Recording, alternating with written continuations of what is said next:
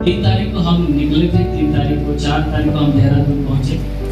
देहरादून वहाँ पर हमारा BTS का सेकेंड ईयर की क्लास था और वहाँ पर परमेश्वर के वचनों को सीखने का बहुत ही अच्छा अवसर मिला। देहरादून किसी कॉलेज में हम थे और वहाँ से फिर कल रात को हम वहाँ से बैठ करके यहाँ आए और आज सुबह का जो संडे हमारा मिस होता है इसलिए हम यहाँ आ गए और यहाँ पर अंकल ने मुझे सेवकाई करने के लिए जो अवसर दिया, वचन बोलने के लिए जो मौका दिया, इसलिए परमेश्वर का तहे दिल से धन्यवाद करता हूँ। मुझे देख करके आप लोग ये मत समझना कि कोई महान प्रचारक आ गया है। मैं यहीं से निकला हुआ हूँ और यहीं से क्या कहें कि मैं इस कलीसिया में मेरे ख्याल से जहाँ तक 10 से लेकर 11 से लेकर गिने जाए तो 8 साल मैं यहाँ पर सेवकाई करके गया और क्या कहते हैं रिश्ता बन। और अभी जब हम वचन सीख करके आए तो हमें यीशु के साथ रिश्ता बनाना है। यदि हमारा रिश्ता यीशु के साथ है वो प्रेम हमारा बनता रहता है। हालेलुया, बोलिए जोर से हालेलुया। आराधना करना अच्छा है। शायद प्रभु अभी मेरे से आराधना थोड़ी थोड़ी हटा रहा है।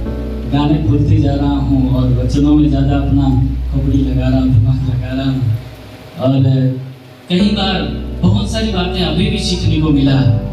कई लोग कहते हैं हमारे अंदर एक कहावत बन गया है और कहावत ऐसा बन गया है कि आराधना एक आजकल दिखावटी बन गया है। क्या दिखावटी बन गया मालूम?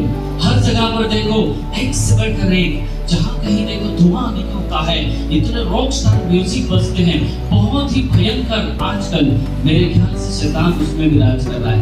हमारे यहाँ एक कहावत बन गई है कि गाने बदले हैं, नाच तुम्हारी नहीं बदली। इसलिए मैं कई बार नाचता नहीं। क्यों नहीं नाचता? क्योंकि मैं कई बार मसीही के लोगों के रील्स को भी देखता हूँ ना, तब मुझे शर्म आती है।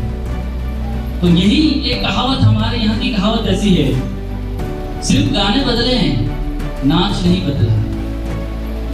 और उसी का मैं थोड़ा सा वो करके बताऊंगा। आप लोग जहाँ सभी लोग यहाँ बैठे हैं, थोड़ा सा सोचिए, नया नियम हमें क्या कहता है, थोड़ा सा सोचिए। यीशु मसीह ने आपको काम दिया है दूसरों को बचाने का।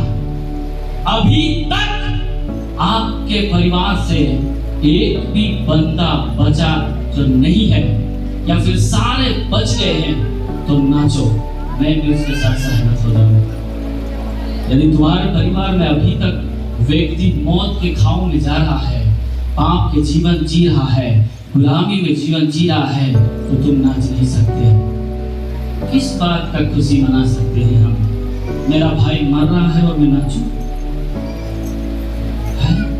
करो आराधना, वो लक्ष्य बना करके करो। है, हम उदाहरण किसका लेते हैं? दाऊद का। दाऊद ने क्या किया था मालूम?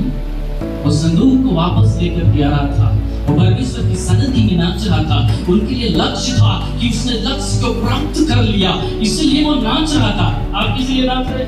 मुझे परमेश्वर ने गाड़ी दे दिया, परमेश्वर ने बंगला दे दिया, आशीष तो देते जा रहे हैं। ये समय आपका नहीं है, कभी से शुरू हो गया है। बहुत सारी ऐसी बातें हैं मेरे प्रियो, लोग मर रहे हैं और मैं यहाँ नाच रहा हूँ।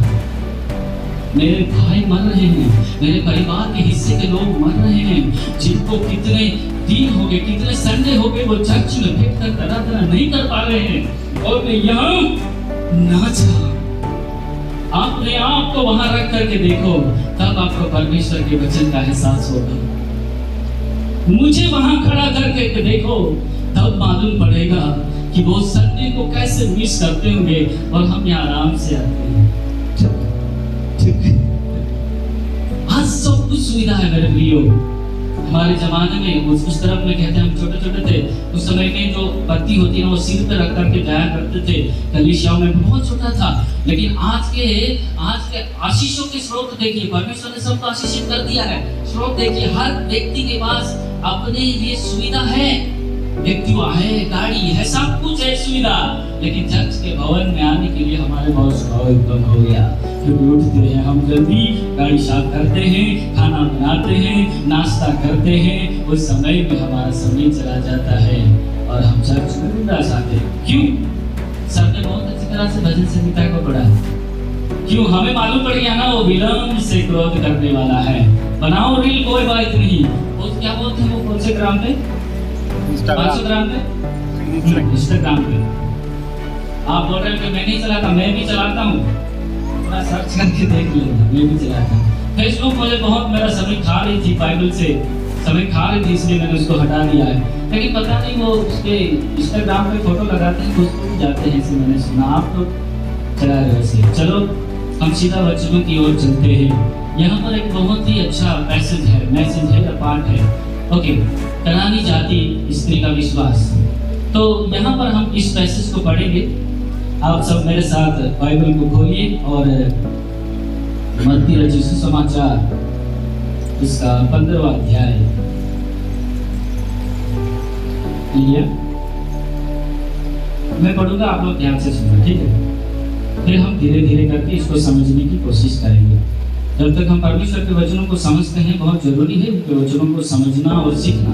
यही वचन जो है वो हमारे जीवन में काम करते हैं। नहीं तो हम फिर ऐसे ही बैठ करके चले जाने का मतलब होता है।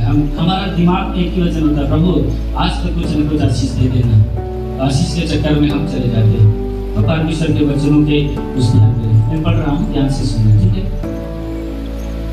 यीशु वहां से निकलकर सूर और सैदा के प्रदेश की ओर चला गया। उस प्रदेश के एक कनानी स्त्री निकली और चिल्लाकर कहने लगी, हे प्रभु, दाऊद की संतान मुझ पर दया कर। मेरी बेटी को दुष्ट आत्मा बहुत सता रहा है। पर उसने उसे कुछ उत्तर ना दिया। तब उसके चेलों ने आकर उससे विनती की, इसे विदा कर, क्योंकि वो हमारे पीछे चिल्लाती हुई आ रही है। उसने उत्तर दिया, इस्राएल के घराने की खोई हुई भेड़ों को छोड़ मैं किसी के पास नहीं भेजा गया। पर वो आई और यीशु को प्रणाम करके कहने लगी, हे प्रभु, मेरी सहायता। उसने उत्तर दिया, लड़कों की रोटी लेकर कुत्तों के आगे डालना अच्छा नहीं है। उसने कहा, सत्य है प्रभु, सत्य है प्रभु, पर कुत्ते भी वो चूर चार खाते हैं जो उनके स्वामियों के मेज से गिरते हैं। इस पर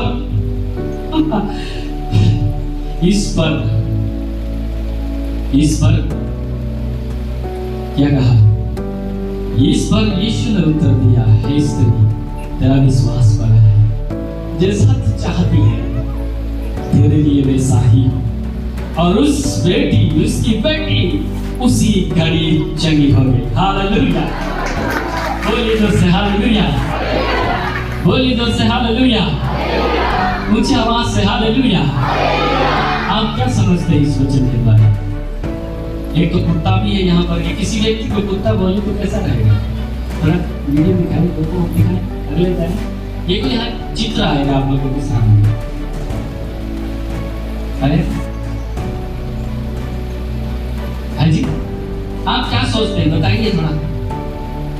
यहाँ की किसके लिए बात कर रही है? एक चीज मैं आपको कहावत के तौर से दिखाना चाहता हूँ और बताना चाहता हूँ, दूसरा भी कर देता हूँ। है, हाथी चले बाजार में, कुत्ते भौंके हजार। हाथी चले बाजार, कुत्ते भौंके हजार। इसका मतलब आप समझ पाते हैं?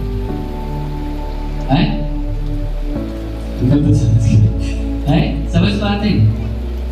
हाथी चलता है, कुत्ते पीछे से भौंकते आ रहे हैं और भौंकते भौंकते उसको भौंक रहे, काटने को भी पास जा रहे होंगे, लेकिन उसको कुछ असर नहीं हो रहा। वो अपने काम के लिए चला जा रहा है, वो अपने रास्ते पर चला जा रहा है। ऐसा नहीं है कि वो उससे डर रहा है, हाथी उनसे डर रहा है, ऐसा नहीं है। यदि एक पैर रख दिया तो वो चिल्लाने का भी मौका नहीं मिलेगा, है ना? या सूंड मार दिया तो वो रुक भी नहीं पाएगा। इतना भयंकर है वो हाथी, लेकिन क्या कर रहा है? कोई उससे फर्क नहीं पड़ता, वो अपने काम के लिए चल रहा है। और यही यहाँ पर हम देख पा रहे हैं। तो चलिए हम इस बात को ध्यान से देखते हैं, थोड़ा वचन की ओर हम थोड़ा मनन करते हैं। सबसे पहले हम देखेंगे, सबसे पहले देखेंगे हम लोग और जगह। ये जगह कहाँ है? और ये लोग कौन हैं और कौन सी बात यहाँ पर हो रही है, क्या वार्तालाप हो रही है, उस बात को हम देखने के लिए जा रहे हैं। तो यहाँ पर हम पहले देखते हैं लोगों को यीशु है और वो यीशु सूर और सैदा के प्रदेश में जा रहे हैं। ये एक जगह है जिस जगह पर यीशु जा रहे हैं।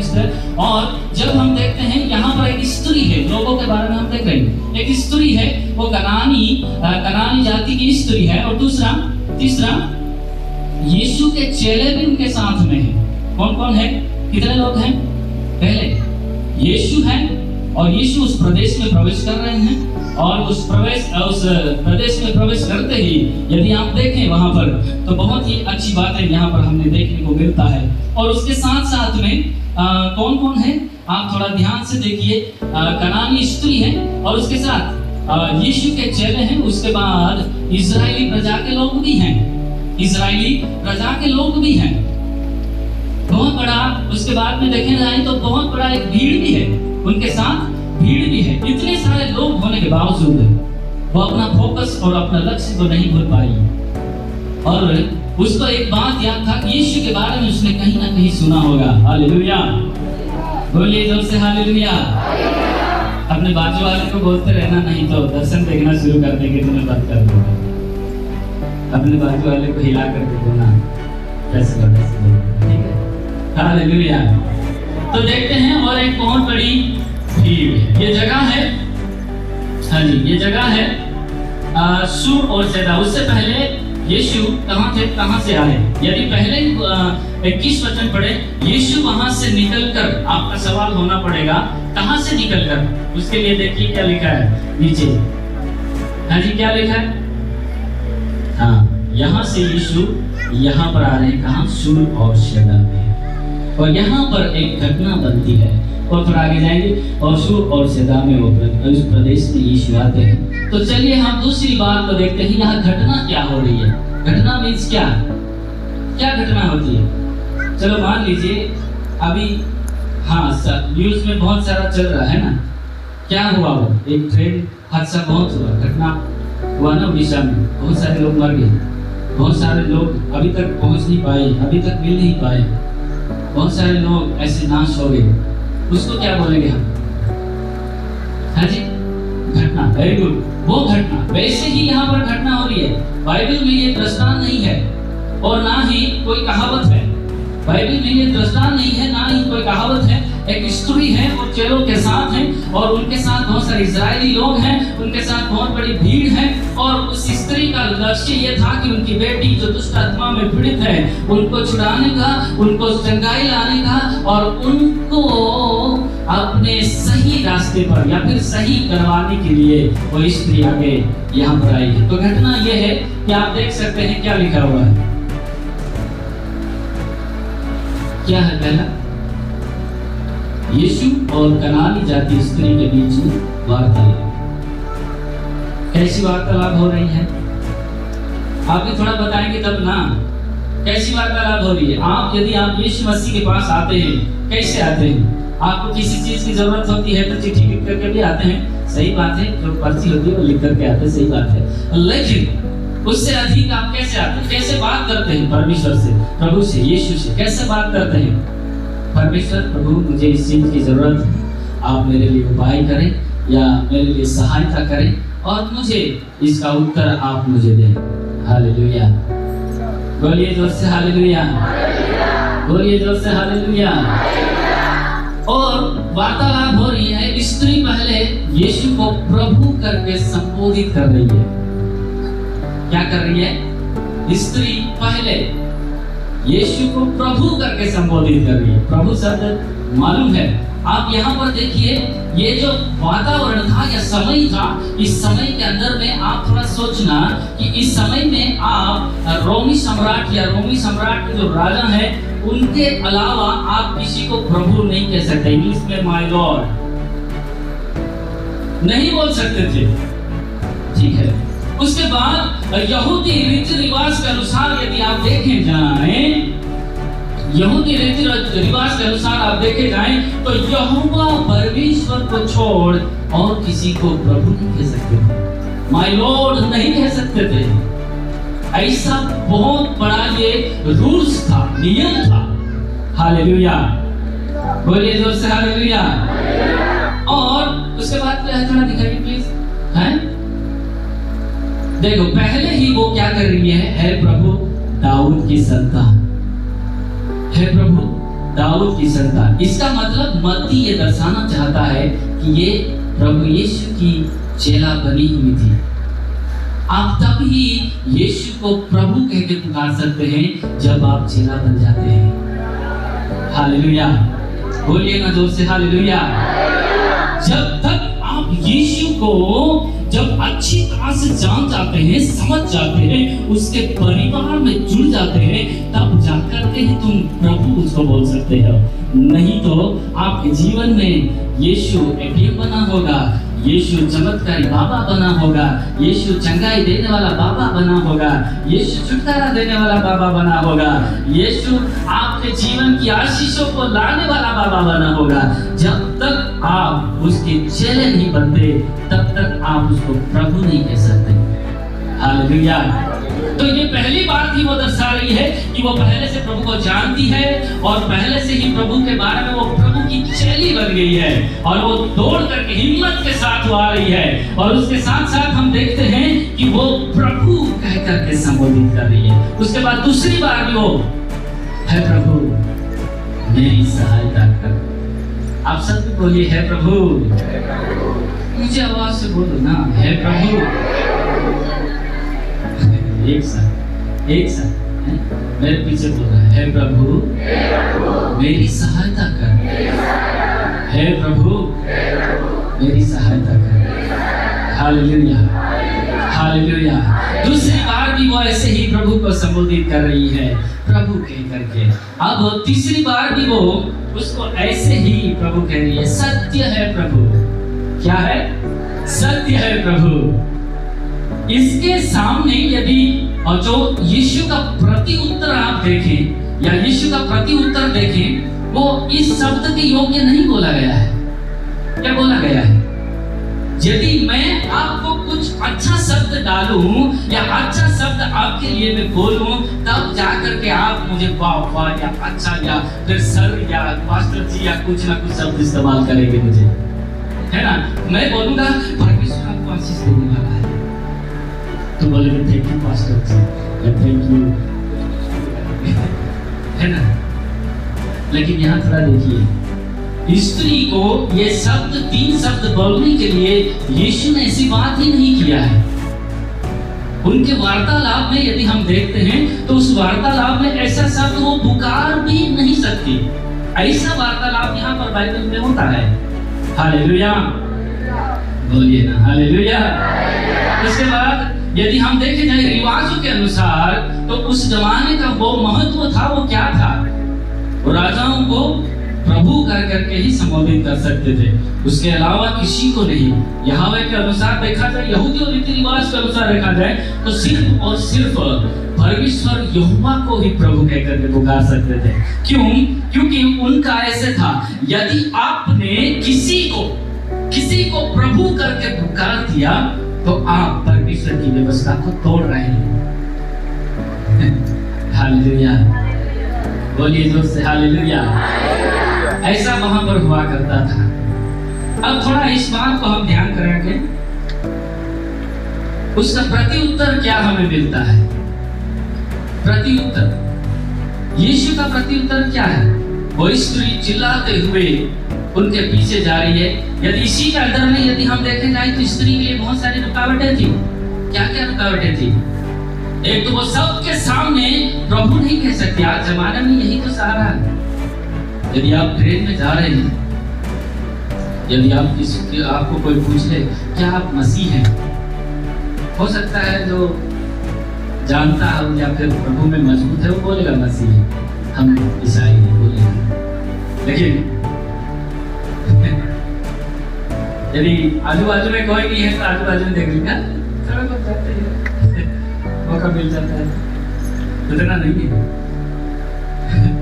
है ना, उतना नहीं, थोड़ा बहुत जब भी मौका मिलता है। आज सभी भगवान की तरह हम भी थोड़ा बहुत जाते हैं। प्रति उत्तर में क्या है उनके लिए या रुकावटें क्या? पहले, सबसे पहले उसका रुकावट था वो खुद। क्या थी वो? एक स्त्री थी, कनानी। यहाँ अच्छा सवाल है। कनानी जाति की स्त्री, एक स्त्री थी। उस जमाने में स्त्रियों को इतना महत्व नहीं दिया करते थे। उस जमाने में स्त्रियों की काउंटिंग भी नहीं होती थी। क्या होती थी? नहीं होती थी। लेकिन इनकी हिम्मत देखो, इनकी ताकत देखो, इनकी सामर्थ्य देखो।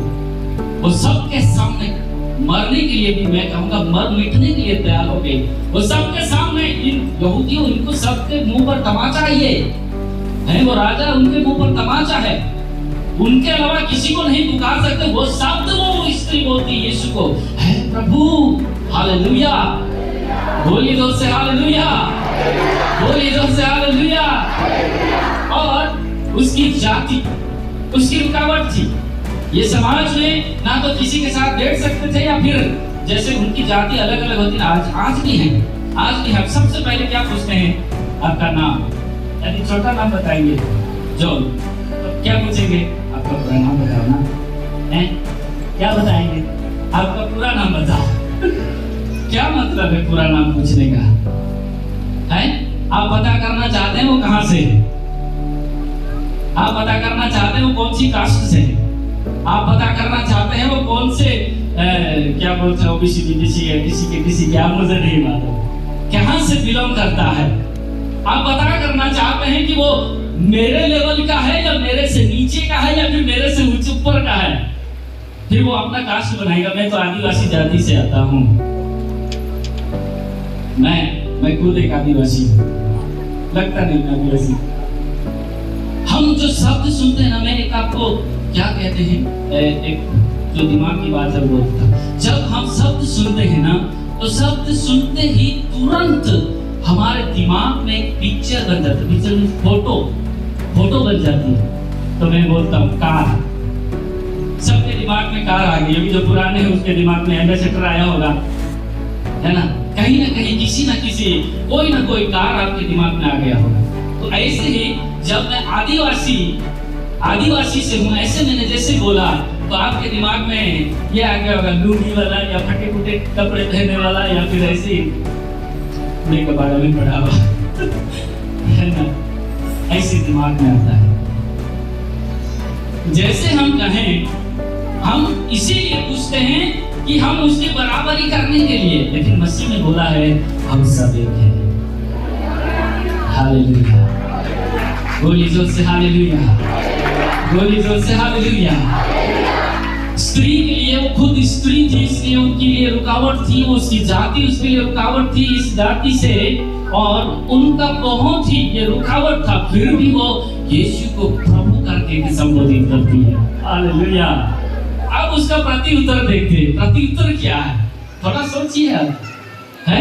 पहला देखें, वार्तालाप के दौरान प्रभु यीशु मसीह 23 वचन में वो क्या बोलती है? यहाँ 23 वचन में है, 23 वचन में यदि 22 से देखें, तो स्त्री वहां से निकलती है और चिल्ला कर कहती है, हे दाऊद की संतान, या हे प्रभु दाऊद की संतान, मुझ पर दया कर। और वो 23 वचन में तुरंत उत्तर देते हैं नहीं देते। यहाँ पर लिखा है, पर उसने उसे कुछ उत्तर ना दिया। यदि प्रभु के दास यहाँ खड़े हैं और आप प्रार्थना के लिए यहाँ पर आते हैं, और प्रार्थना के लिए आते हैं, और आप बोल रहे हैं, उनको कुछ समझा रहे हैं, कुछ सिखा बोल रहे हैं, प्रभु मेरी ऐसी परेशानी है, ऐसी तकलीफ है, ऐसे परेशानी है, तो ऐसे करते हैं तो या फिर ऐसे करेंगे, तो इतना ही करेंगे ना, तब भी आप लोग क्या करेंगे? अपना रास्ता नाप लेंगे, चले जाएंगे, क्योंकि उसी से आपको मालूम पड़ जाएगा कि वो मेरी बात नहीं सुन रहा है। ऐसी ही हालात इस स्त्री के साथ हो रही है। हो सकता है यीशु चल रहे होंगे, मुझे नहीं मालूम। हो सकता है वो यीशु यहाँ से प्रवेश हो रहे होंगे, और वो स्त्री इसके बीच से आती हुई, चिल्लाती हुई कह रही है, प्रभु दाऊद की संतान, मुझ पर क्या कर? दया कर। हालेलुया, बोलिए हालेलुया। और दूसरा क्या है? उसमें 23 में यीशु मसीह वहां पर कुछ उत्तर नहीं देते, लेकिन कुछ जो है वो उत्तर देते हैं। और यहाँ पर हमें नहीं मिल रहा है उत्तर,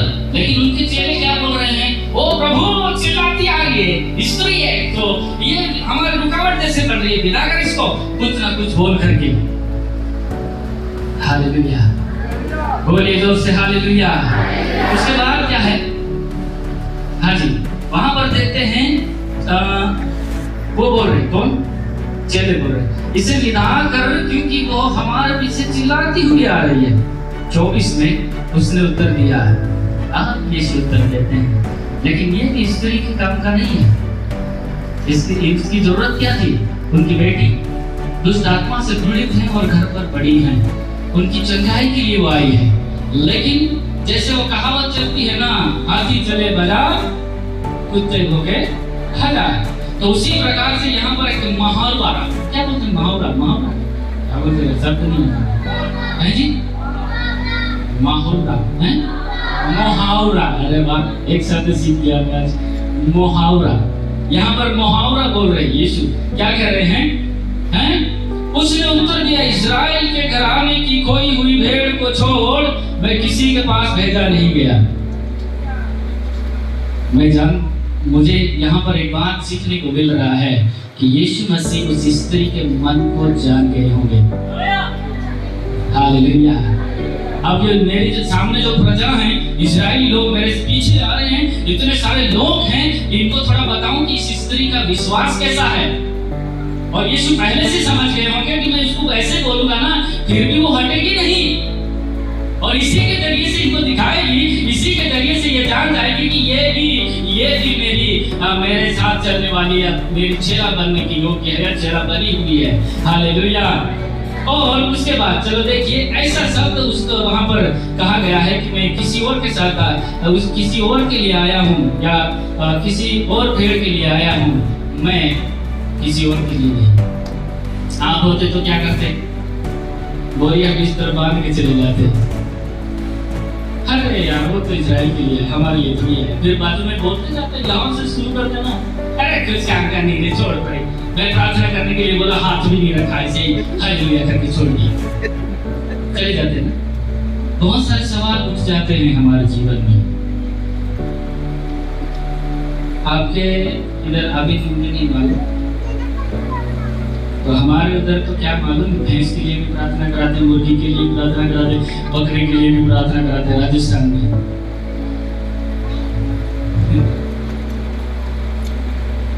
दूध के लिए भी प्रार्थना कराते हैं, यदि गाय भैंस पाला है ना तो दूध अच्छा आए, ऐसे करके प्रार्थना कराते। मैं कहता वो जो उसका खुराक है उसको लगाओ, रखो, उसका जो भी जरूरत है उसको पूरा करो, खिलाओ, चारा पानी अच्छी तरह से करो, दूध क्यों नहीं देगा? देगा कि नहीं देगा? चलो है जरूरत तो प्रार्थना करें, हाथ रखें। बहुत लंबा चौड़ा है। यदि यहाँ कोई प्रार्थना अभी इधर का नहीं मालूम, हमारे यहाँ से चल रहा है, अभी पता नहीं कि हवा जा रही है उधर इधर से उधर। यदि बोले पास्टर ने मेरे सिर में हाथ नहीं रखा, अरे प्रभु तेरे साथ है, और पास्टर जी के साथ गुस्सा होने की क्या जरूरत है?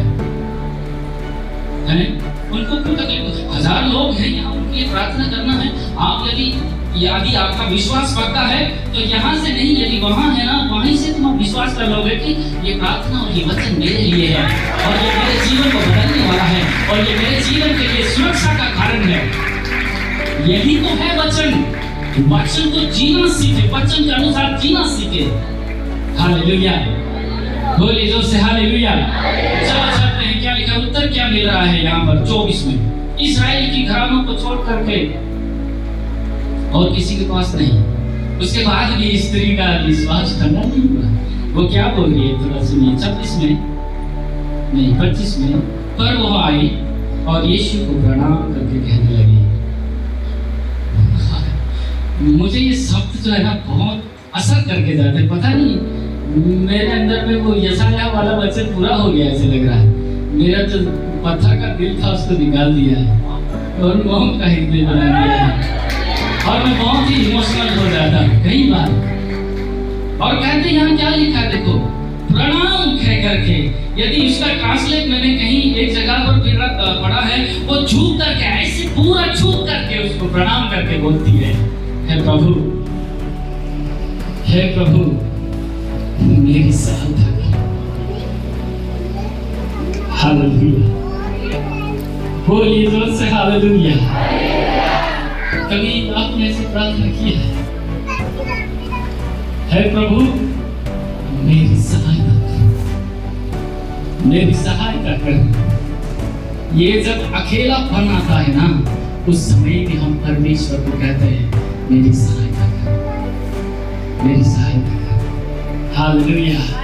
इतना सुनने के बावजूद, इतना सहन करने के बावजूद इस स्त्री को कोई असर नहीं हो रहा है। उनको अपनी बेटी दिख रही है, वो मंचे पर पड़ी हुई दुष्ट आत्मा उसको सता रही है, वो दिख रही है, और इतना बोलने के बावजूद यीशु के सामने झुक करके बोल रही है मेरी सहायता कर।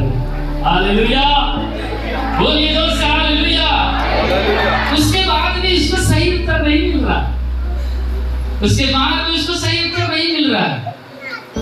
हालेलुया। क्या उत्तर मिला? 26 में यीशु का उत्तर, लड़कों की रोटी लेकर कुत्तों के आगे डालना अच्छा नहीं है। आप लोग समझ आते हैं तो हमें कुत्ता बोल रहा है, आपका ध्यान चला जाता। चलो अब तो आखिरी ऑप्शन था, नहीं यार कुत्ता बोल दिया, चल लेते हैं। हालेलुया। बोलिए जोर से हालेलुया। बोलिए जोर से हालेलुया। जब मैं अकेला हूँ तू मेरा साथी है, तू ही आकर मुझे सलाहता, तू मेरा साथी है, मेरी सहायता है तू, ओ यीशु मेरा सहारा है तू, मेरी सहायता है तू, यीशु मेरा सहारा है तू। हालेलुया। बोल रहा लड़कों की रोटी लेकर के कुत्तों के आगे डालना अच्छा नहीं है। उसके लिए इम्पोर्टेंट ये नहीं था, लेकिन स्त्री का जवाब क्या है थोड़ा सोचिए। क्या लिखा है? वो कहती है सत्य है प्रभु, जो अपने स्वामियों के मेज से जो चूर चार गिरता है ना, वो खाने के लिए भी कुत्ते भालू के रहता है। मुझे उतना ही मिल जाए, मेरे लिए उतना ही काफी है, मेरे लिए उतना ही काफी है कि मेरी बेटी को चंगा करने के लिए, मेरी बेटी का छुटकारा करने के लिए, मेरी बेटी को सही करने के लिए यदि वो चूर चार ही मिल जाता है वही काफी है प्रभु कि मेरी बेटी को चंगा करने के लिए। हालेलुया। हालेलुया। हालेलुया। जोरदार हालेलुया। ऊंची आवाज से हालेलुया। ऐसा वचन यहाँ पर लिखा हुआ है, उस वचन को समझने की कोशिश करें, एक एक शब्द को जानने की कोशिश करें। वचन में भजन संहिता में सर ने बहुत अच्छी तरह से पढ़ाया, वो विलंब से क्रोध करने वाला, हमारे अपराधों के अनुसार वो हमसे व्यवहार नहीं करता। यदि मैं गलत करता हूँ वो रुकता है, जॉन एक हफ्ते में सुधर जाएगा, जॉन एक हफ्ते में नहीं सुधरा फिर भी वो विलंब करता है। 2 हफ्ते दे दिए, जॉन 2 हफ्ते में भी नहीं सुधरा, 1 महीना दे दिया, 1 महीने के अंदर में भी नहीं सुधरा, 1 साल दे दिया। विलंब का मतलब यह है, और वो प्रेम करने के लिए तुरंत करता है। हालेलुया। हालेलुया। यदि मैं कहता हूँ प्रभु मैंने गलती किया, मैंने पाप किया, मैंने परेशान किया, आपको बार-बार क्रूस पर चढ़ाया, तुरंत दौड़ करके आता है, मैं तेरा सहारा हूँ, मैं तेरा सहायक बना हूँ, मैं तेरे साथ रहूंगा, मैं तुझे उठाए चलूंगा, और तुझे मेरे कार्य के लिए बनाया है, और मैं तुझे इस्तेमाल कर दिया। और पहले मिशनरी पास्टर कुरियन अंकल का बहुत धन्यवाद।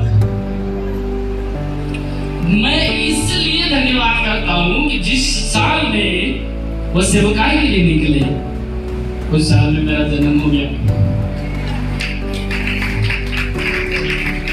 और पता नहीं कैसे मैंने तेजी में पहुंच गया। वो मंजर मुझे अभी भी याद है। पहले ही संडे में उधर कलीसिया में आ गया था। हमारे यहाँ तो रखा रहता हो कुछ भी करता हो बजाने का, जैसे आदत पड़ा था, जब जाया करते थे आदत पड़ा था। तो जैसे ही मैं आया हारमोनियम रखा हुआ देखा था, अभी भी होगा वो हारमोनियम, मैं जाकर के बजाने लगा। दीपक भाई आकर के मेरे को रहे, परमिशन बिना तो जाते नहीं। अभी वो अफसोस करते हैं कई बार मुझे वो बात को बताते हैं, मैंने आपको ऐसे बोला नहीं बताते क्योंकि आप मुझे नहीं जानते, मैं आपको नहीं जानता था उस समय में। दीपक भाई बोल रहे मुझे परमिशन बिना नहीं बुलाते। अब मुझे यहाँ के रूल्स नहीं मालूम थे। 2009 में 3 तारीख मई महीने के अंदर में मैंने कौन उस बाड़े को सुधारने के लिए, उस बाड़े में कौन खड़ा रहेगा, वो हॉल में कौन खड़ा रहेगा, उसके आधार पर मैंने अपने जीवन को यहाँ समर्पित किया। स्टेजली चर्च में अपने जीवन को समर्पित किया। और मैं 10 में उधर चला गया था। अंकल को मैंने जनवरी के समय में फोन किया, अंकल जी मैं सेवा करना चाहता हूँ, सेवा करना चाहता हूँ। अंकल जी ने ना मेरी कास्ट पूछी, ना मेरी औकात पूछी, ना मेरी पढ़ाई पूछी, सीधे ही बोला तू आजा। मैं आया, मैं यहाँ पर आया और बहुत सारी बातों को सीखा। अंकल ने मुझे 2010 में बाइबल ट्रेनिंग के लिए केरला भेज दिया। पूरी खोपड़ी खाली था क्योंकि पढ़ाई, और वहां पर जाकर के धोना शुरू किया डिटर्जेंट से, तो पूरा धो दिया। इसीलिए मैं इस विश्वसनीय परिवार का बहुत बहुत आभारी हूँ और मैं एक हिस्सा हूँ, मैं एक हिस्सा हूँ। यही बात हमको समझना जरूरी है। ये स्त्री यीशु के साथ एक परिवार का हिस्सा बन चुकी थी। हालेलुया। ये स्त्री परिवार के साथ एक हिस्सा बन चुकी थी, इसलिए उनको ये विपरीत शब्द पता नहीं चल रहे थे। बोला मैं पहले तो जवाब ही नहीं, इग्नोर किया। कई बार माँ बाप भी ऐसे करते हैं, करते ही नहीं करते हैं। बेटे या बच्चे पूछते हैं मुझे वो चीज चाहिए, मुझे वो चीज चाहिए, तो मम्मी बोलती ही नहीं, पीछे मुँह करके चली जाती है। करते ही नहीं ऐसा, तो बच्चे भाग जाते हैं वहां से, भागते हैं क्या वहां से? नहीं, वो पीछे चलते हैं, लाव लाव लाव करते। फिर जब पीछे चलते हैं, लाव लाव करते, भागो उधर, मेरे पीछे भागा है। फिर दूसरा शब्द ऐसे बोलते हैं, भागो उधर, मेरे पीछे आ रहा, मेरे पास है नहीं, वो नहीं।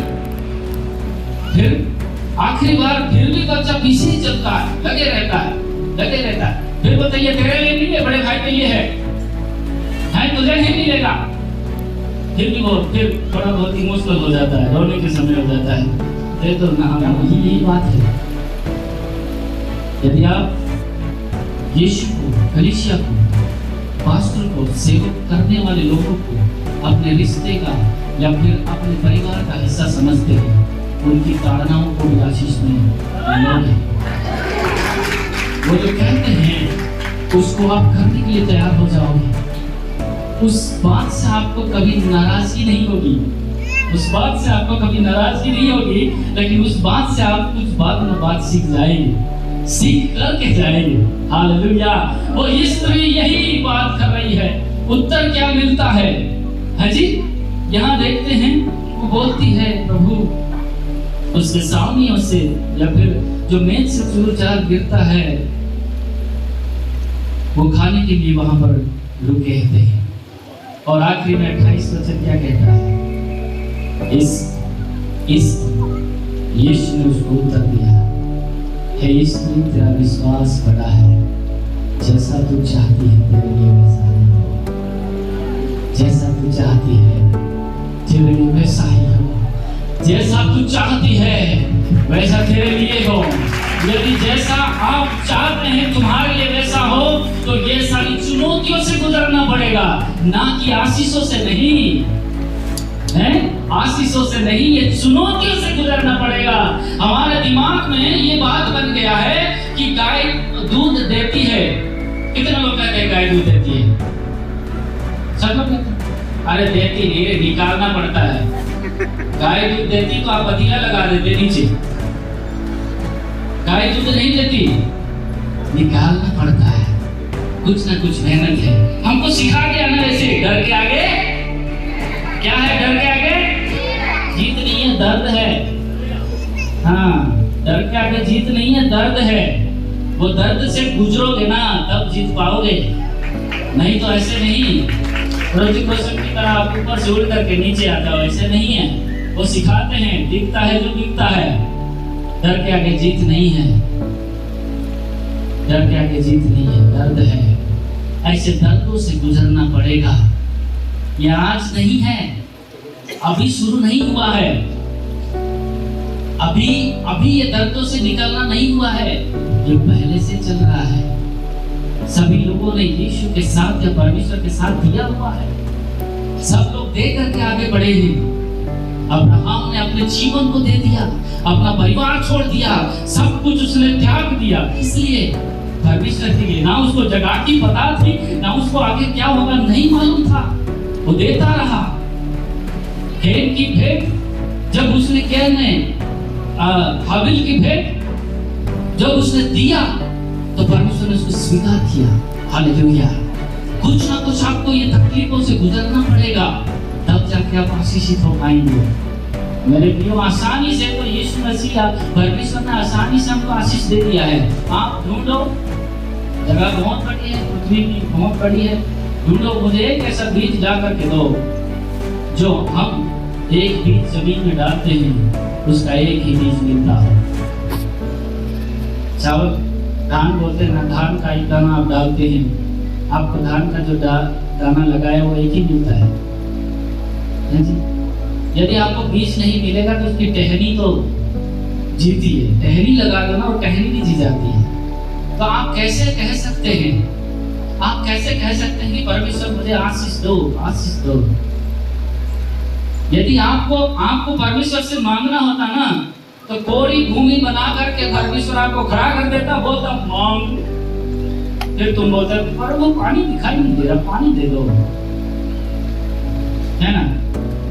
लेकिन सब कुछ बनाने के बाद हमको परमेश्वर ने बनाया। Hallelujah, hallelujah. लेकिन इस परीक्षाओं से, इस बातों से गुजरना पड़ेगा। जब तक आप परीक्षा से, इस बातों से नहीं गुजरोगे, आप जैसा चाहते हो वैसा आपके जीवन में कभी नहीं होगा। धोखे में मत रहो। आप इस तकलीफों से जब तक नहीं गुजरते तब तक आपके जीवन में जैसा आप चाहते हो वैसा नहीं होगा, वैसा नहीं होगा। हालेलुया, बोलिए जोर से हालेलुया। जब आप यीशु के पास आते हैं तो कुछ बातों को आपको याद रखना बहुत जरूरी है। सबसे पहली बात, आप जब यीशु के पास आते हैं तो आपको इन बातों को याद रखना जरूरी है। आपको यीशु का चेला बनना पड़ेगा। हालेलुया, हालेलुया, बोलिए तो सब हालेलुया। जब तक आप यीशु का चेला नहीं बनते, आपकी इच्छा के अनुसार आपके जीवन में नहीं होगा। और यीशु के चेला बनने के साथ साथ आपको उसके परिवार में जुड़ना पड़ेगा। यीशु के परिवार में जब आप जुड़ते हैं तब जाकर के ही तुम्हारे लिए सारी आशीषें पूरी होती है। दूसरा क्या कहता है, आप जब देखते हैं यहाँ पर लिखा हुआ है, दुनिया, समाज, जाति, आसपास के लोग कुछ भी कहे, आपको आपके लक्ष्य पर या अपने लक्ष्य पर प्रभु पर विश्वास होना बहुत जरूरी है। दुनिया भौंके तो भौंके, हमें क्या, चलते रहते हैं। दुनिया हमें चलते रहना है। हालेलुया, बोलिए जोर से हालेलुया। उसके बाद क्या है कि आपको विश्वास में बने रहना पड़ेगा, विश्वास में बने रहना पड़ेगा। है पहले तो जवाब ही नहीं दिया, कैसा पादरी है हैं, बात भी नहीं करता। मैं पहली बार गया चर्च में, मेरे से बात भी नहीं किया है, प्रार्थना भी नहीं किया है, हाथ भी नहीं रखा है, हाथ नहीं आप आगे किसी यीशु और वो कहता है, और वो कहता है मैं तुझे सहायता करूंगा, और वो कहता है मैं तेरे संग रहूंगा, और वो कहता है मैं तुझे हमेशा लिए चलू रहूंगा। कई बार हम बहुत जल्दबाजी में होते हैं। हमारे घर गुजराती में लिखा था, झटपट मजा मौत में सजा, बस के पीछे लिखा हुआ था। इसका हिंदी तर्जुमा करेंगे तो जल्दी में मजा और झटपट क्या हुआ है जी। सही बोलती, तेज रफ्तारी आत्महत्या की तैयारी।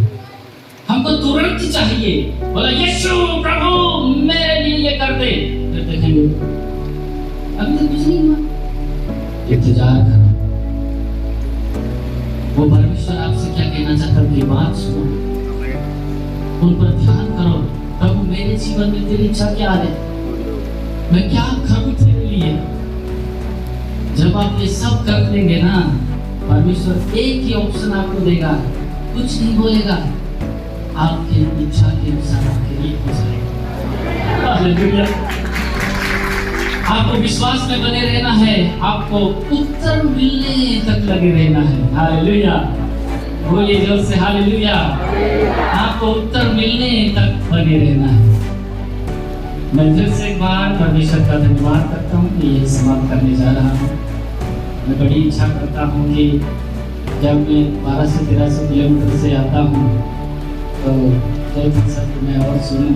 कल से मैं इच्छा करता हूँ कि कल थोड़ा बहुत हमें सुनाए और मेरे सेवकाई के लिए प्रार्थना करते रहें।